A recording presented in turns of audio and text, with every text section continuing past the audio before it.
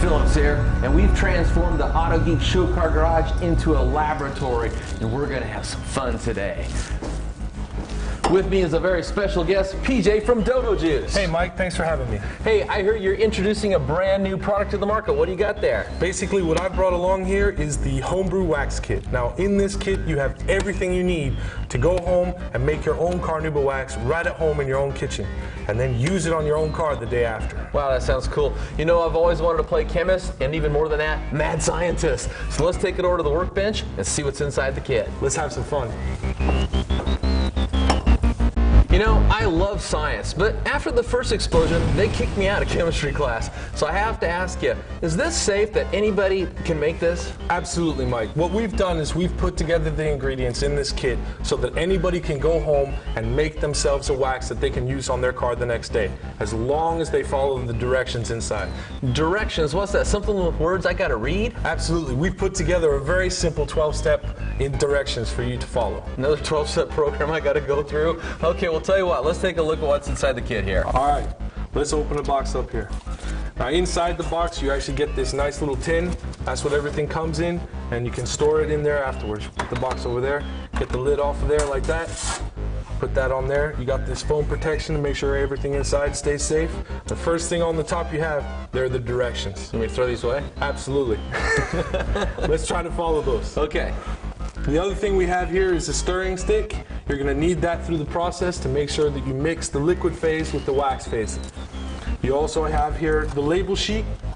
Now this label sheet, it allows you to label up the wax jar after you've produced it and it's been allowed to cool. Make sure that you don't put these labels on until the wax inside the jar has completely cooled. Also dry it off. There's a space right here so that if you want, you can name it yourself and give your own wax your own name. We'll have to come up with a very interesting name. I think we should. Then what we have here is the jar. Now you're actually going to make the wax in this jar inside the saucepan. And this jar contains the nice Carnauba and the beeswax. Okay, so that's Brazilian Carnauba wax? Absolutely. The That's best. grade 1 Brazilian Carnauba. Well, that's pretty. The other thing you have in here is the liquid phase. Now this is what you're actually going to use to make that very hard wax into something which you can actually spread like a paste wax on your car afterwards. So don't drink that. Absolutely, this is not for drinking. So that basically is the entire kit, and this is all you need to make the wax. Okay, so basically now we're going to just go through the directions, step 1 through 12. Absolutely. And if we follow them to the T, we will have a wax that we can use. we'll be waxing a car. We'd be waxing a car. Now, we want to make sure that you're 100% successful when you make this wax at home. So what I'm going to do is I'm going to read the directions step by step, and PJ, you play mad scientist, you do all the hard work. I'll see if I can get on with that. Step 1, take both the liquid phase and the solid phase out of the tin. We're ahead of the game, we've already done that. Step 2, place the solid phase into the saucepan so it sits in the middle. Absolutely, and this is what you do. You just take the lid off just like so, place that into the center of the saucepan. Perfect. Step 3, pour water into the saucepan up to the level of the dry wax contents in the glass jar. All right, I'm gonna pour that in there like this, just making sure that I'm not gonna get any, or trying to make sure that I'm not gonna get any inside of the jar. Okay, and it says that right here. It says, make sure you do not get any water in the open jar. You don't want water mixing with the wax flakes that are in there. Okay, step 4, now open the liquid phase. That's right here. And pour the contents into the jar. This will fill the glass jar to approximately the shoulder. All right, there's a nice smell on that. You want to take a whiff of that? Ooh. All right. I don't know if I'd use the word nice. It smells pretty good. It smells like science. Exactly. So we're going to pour that in there, and you can see that'll basically take it up to the shoulder of the jar there. Perfect. Okay, step 5. Give the mixture in the glass jar a stir using the stirring stick provided to make sure the wax is covered. Absolutely. Just going to give that a light stir. And remember, when you're stirring this, if you get too aggressive, the jar is going to move inside the saucepan. So you want to be a little bit careful. Absolutely. Okay. Step 6. Turn on the hob. Hold on here. What's a hob? Basically, I think you guys call that a burner. Oh, so okay. It's this guy right here. Okay, so this. Turn on the burner and gently bring the water to a boil. The jar will become agitated as the water starts to boil. You will notice the wax starting to melt.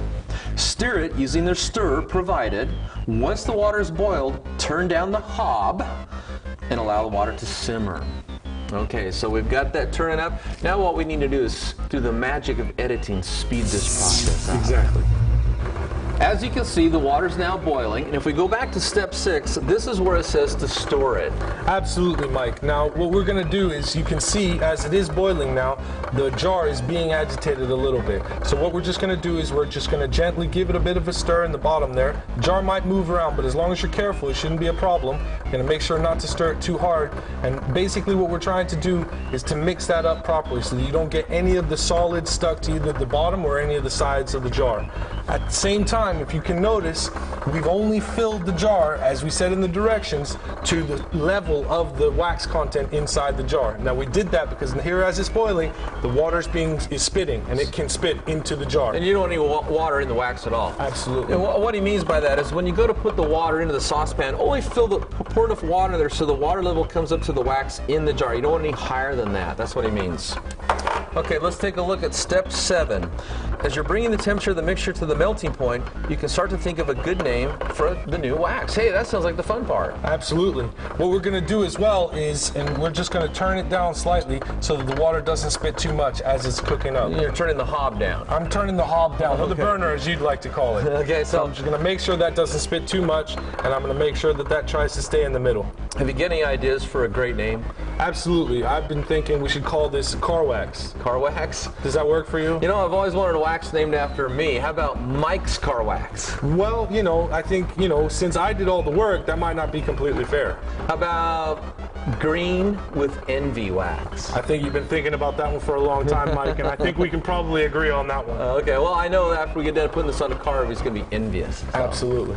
Okay, if we go down here to step 8, continue to heat the mixture until it goes from being a cloudy liquid to clear, and there are no residual pieces of wax. Now, if you can see up in here, what we have is the solid pieces are still kind of at the bottom, and that's because the liquid content is not reaching a temperature that's totally mixing the wax.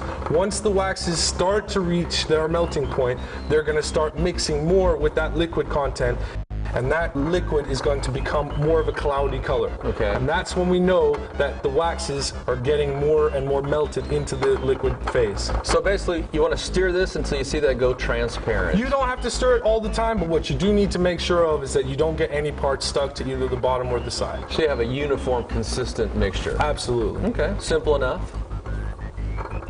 So then what we need to do is just wait till we get to that point.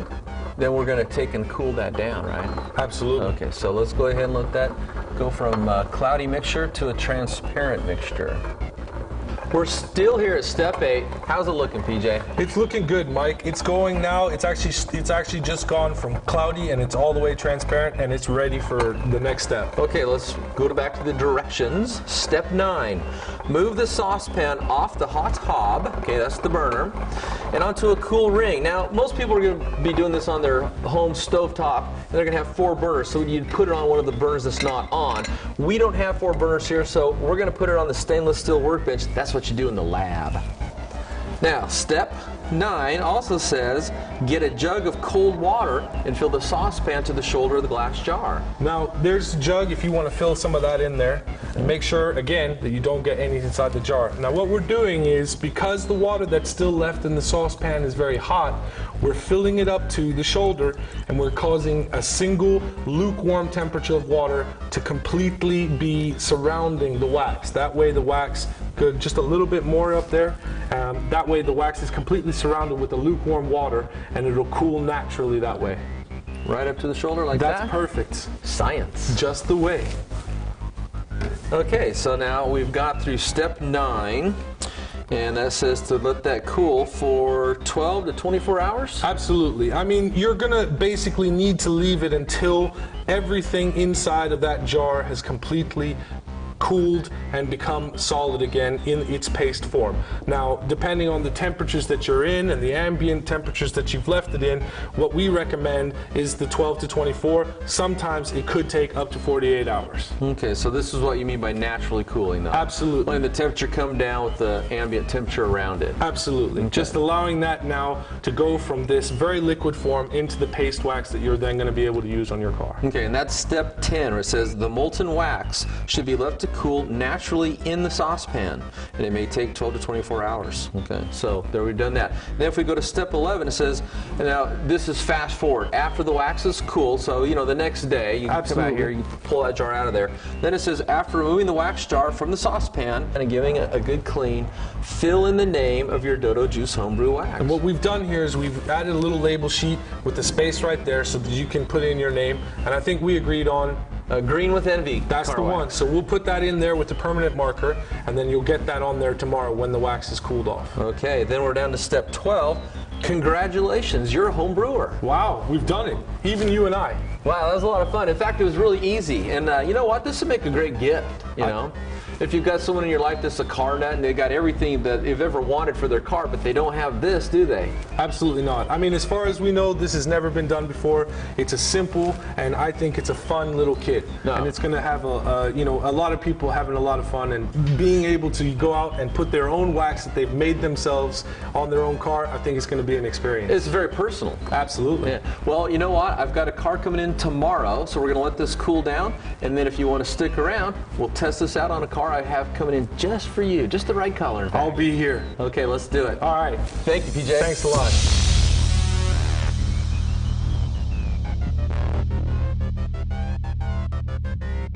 Hey, we're back in the studio. We have our car, and we're at step 11. Now, that means the wax is cooled and hardened in the jar. I put the labels on. We decided to call this Green with Envy. So I'm going to go ahead and put that right there on the label, just like that.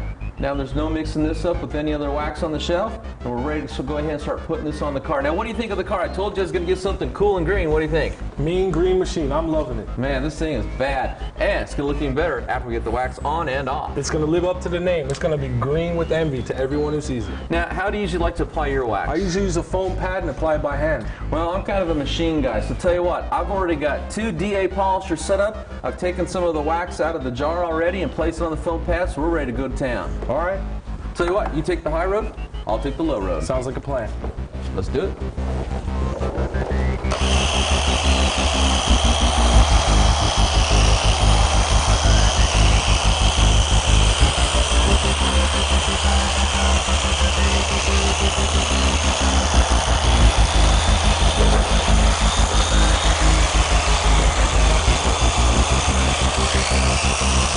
Hey, PJ. You done back there? Absolutely, just finished up. Okay, I got the whole front of the car all waxed up. And one thing I like about machine waxing, you know, it enables you to put in a really thin coat. Thin coat dries fast and wipes off easy. Absolutely, I've been coming back over the stuff we started on, and it's really looking ready to just take off right now. It's ready to wipe off. Tell you what, I got some clean microfibers. Here you go. Thanks so much. It's always a good idea to fold them 4 ways. Spreads out the pressure of your hand, gives you 8 sizes to wipe with. Absolutely. If you want some more information on the Dodo Juice Homebrew Kit, go to autogeek.net and in the search bar, type in Homebrew. Ready to wipe it off? I'm going. Tell you what, let's get this wiped off and take this baby for a cruise.